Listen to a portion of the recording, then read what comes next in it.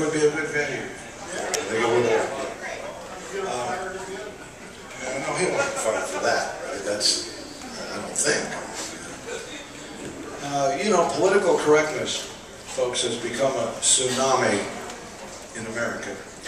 And it's gotten so bad, I think, that today, if, let's say, Michael Miller here at the club and me and Michael Heaton, who gave that very gracious introduction earlier, if Michael, the two Michaels and I start a talent agency here, and a young Richard Pryor walks in, and a young George Carlin, and a young Mel Brooks, maybe, you know, we probably couldn't get them real work. We probably couldn't make them mainstream stars today.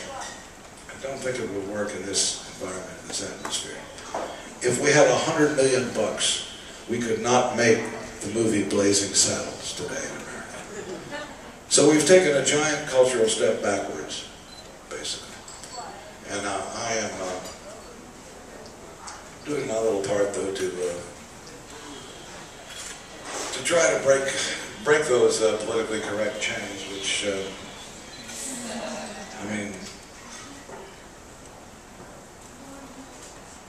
they're I'll tell you who the first person was. You may not know who this is, but do you remember the black congresswoman from Texas, Barbara Jordan? Yeah. Good. See, more of you know Barbara Jordan here than know her in Texas, actually. And that's sad. She's the first one that warned about this, that political correctness would do us in, it would destroy us. And I think we're there. I think most of us realize that we are there. So, a song that's back on the rotation again. Well, a redneck nerd in a bowling shirt was a guzzling Lone Star beer, talking religion and politics for all the world to hear. They ought to send you back to Russia, boy, or New York City, one. You just want to doodle a Christian girl and you kill God's only son. I said, has it occurred to you, you nerd, that that's not very nice? We Jews believe it was Santa Claus that killed Jesus Christ. You know, you don't look Jewish, he said, near as I can figure. I had you lamped for a slightly anemic or well-dressed country nigger. Oh, they ain't making Jews like Jesus anymore. They don't turn the other cheek the way they've done before. He started in the shop and spitting on the floor. Lord, they ain't making Jews like Jesus anymore. He says, now I ain't a racist, but Aristotle Onassis is one Greek we don't need. And them niggers, Jews, and Sigma News, all they ever do is breed. And wops and mix and slopes and spicks and spooks are on the list. And there's one little Hebe from the heart of Texas. There ain't one I missed. Well, you know, back in the old days when Christ was a cowboy,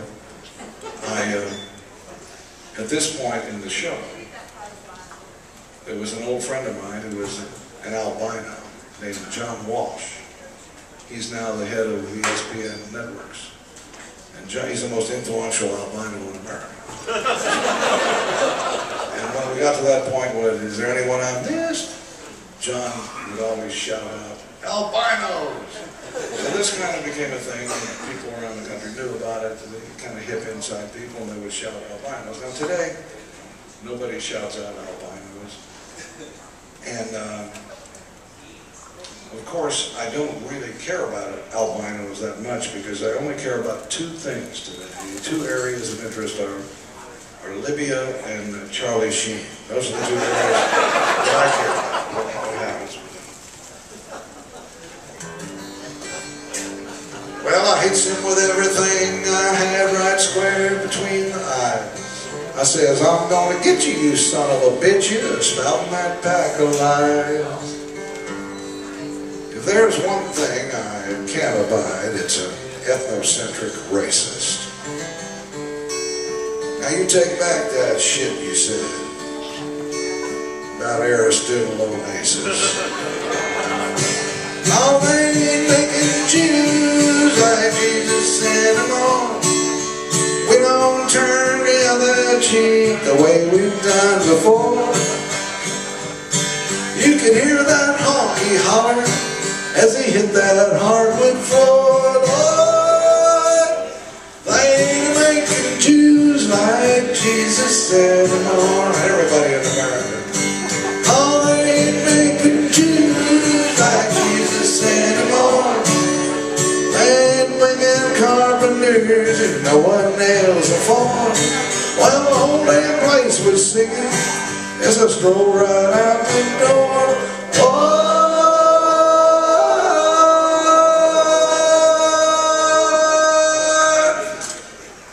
Jesus. They ain't making Jews